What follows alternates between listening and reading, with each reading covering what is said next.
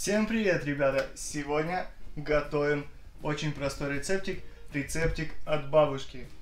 Итак, это будет редька с медом.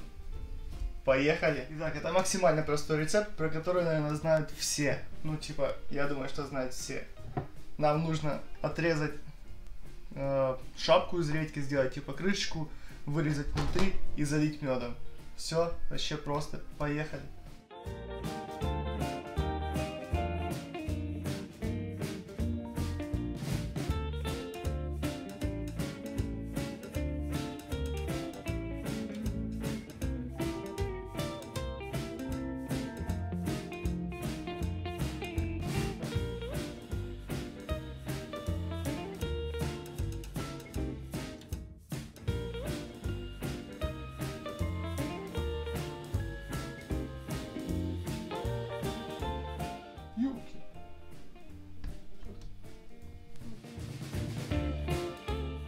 Интересно? Хочешь редьку?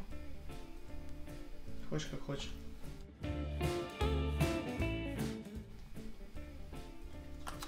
Так, делаем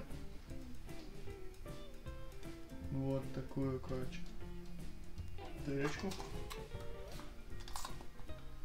Делаем, короче, тарелку из редьки. Главное, не продырявить, поэтому работайте аккуратно.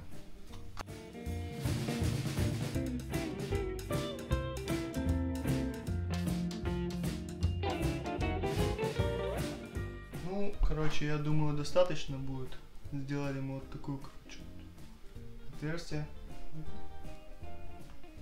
Все, вот так вот крышкой будем накрывать. Готово.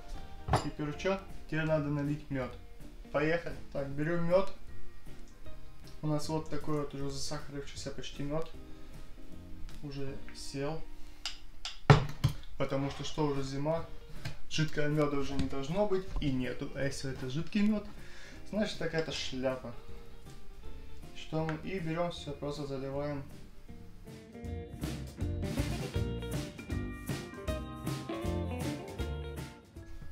Теперь мед будет настаиваться в редьке, превращаться в сироп,